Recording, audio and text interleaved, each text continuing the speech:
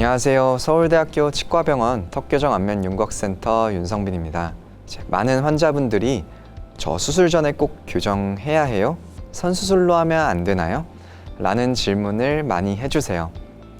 환자분들께서 전체 치료 기간을 줄이고자 또 수술 전 교정을 하는 과정에서 오히려 치아가 더 나와 보여서 안모가 좀 안 좋아 보이는 그런 기간을 최대한 줄이고자 선수술을 희망하실 거예요.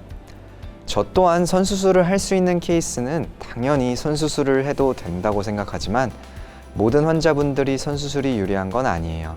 그래서 선수술이 불가능하거나 매우 불리한 케이스에서는 클래식한 방법대로 술전 교정을 하는 것을 강력히 추천을 드리는데요.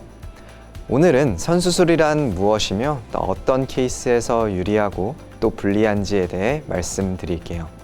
교정 치료를 동반한 악교정 수술은 수술 전 교정, 수술 후 교정 이렇게 세 단계를 거치는 것이 가장 클래식한 방법이고 또 그 안정성과 예지성이 입증된 방법이에요. 오랜 기간 이 방법대로 많은 환자들을 치료한 끝에 골드 스탠다드한 치료법으로 자리를 잡은 것이죠. 그래서 전문가 집단에서는 선교정 치료라는 말은 잘 쓰지 않는 것 같아요. 원래 악교정 수술을 하려면 당연히 술전 교정을 먼저 하는 것이기 때문에 굳이 선교정이라고 따로 표현하지 않았던 것이죠. 그러나 의료기술과 지식이 많이 발전하면서 그 치료 기간을 줄이려는 여러 노력 끝에 술전 교정을 최소화하거나 혹은 아예 술전 교정을 하지 않고 바로 수술을 먼저 하고 추후에 마무리 교정을 하는 방법이 소개가 되었고 이를 선수술이라고 표현하고 있습니다.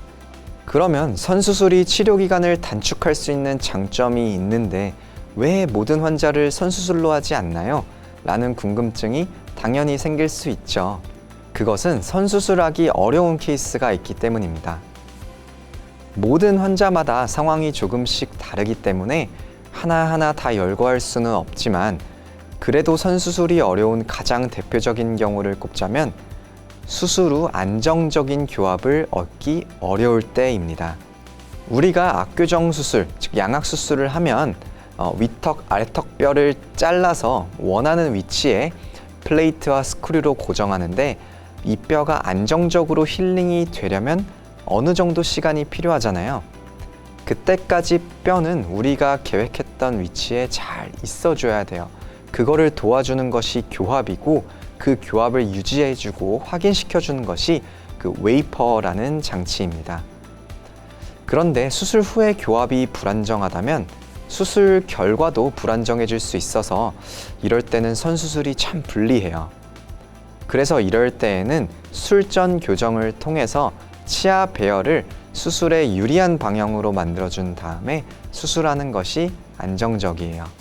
또 다른 선수술의 단점을 생각해보면 수술도 끝나고 마무리 교정도 끝났을 때, 즉 최종적인 치료가 다 끝났을 때의 그 환자 안모를 예측하기 어렵다는 거예요.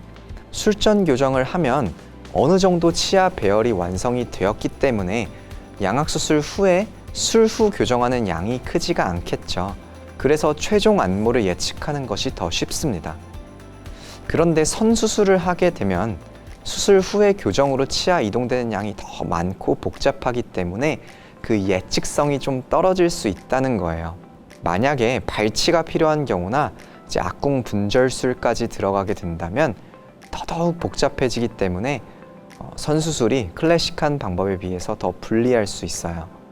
정리하자면 선수술이 치료 기간을 단축시키는 장점이 있을 수 있으나 수술 후 안정적인 교합을 얻기 어려운 경우 혹은 최종 치료 후를 예측하기 어려운 경우에는 선수술이 불리하다. 그래서 수술 전 교정, 수술 후 교정 이 3단계를 따르는 방법을 추천드린다 라고 요약할 수 있습니다. 다만 과거보다 데이터가 점점 쌓이고 또 예측하는 기술이 발전해지고 있어서 선수술이 가능한 케이스가 점점 늘어나고 있는 것으로 보여요. 다만 이런 치료 방법을 결정하는 것은 또 치아 본을 뜨고 방사선 영상을 촬영을 하고 이러한 자료를 토대로 숙련된 교정과 의사와 구강 아간면외과 의사가 판단해야겠죠. 그러다 보니 이제 의료진들의 노하우와 진료 철학이 많이 개입을 하게 됩니다. 그래서 어떤 분들은 대학병원은 로컬 클리닉보다 선수술을 기피한다 라고 느끼셨을 수도 있을 것 같아요. 아무래도 저를 포함한 대학병원 의료진은 확실한 근거 기반의 치료를 중시하고 또 안정지향적인 치료와 높은 예측성의 가중점을 많이 두기 때문에 그 선수술 케이스의 그 셀렉션 기준이 더 높을 수 있어요. 그렇지만 제가 판단하기에 선수술이 유리하다고 생각되는 케이스에서는 당연히 술전 교정 없이 수술을 하거나 아니면 술전 교정을 최소화하여서 수술하는 것으로 계획을 짜고 있습니다. 네, 오늘도 환자분들께서 많이 궁금해하시는 내용 중 하나인 양악수술, 선수술에 관해서 선수술이 무엇이며 어떤 경우 가능하고 어떤 경우는 불리한지에 대해서 자세히 설명드렸습니다. 이 영상을 통해 궁금증이 해결되셨길 바라며 또 궁금한 내용 있으면 알려주세요. 긴 영상 시청해주셔서 감사합니다.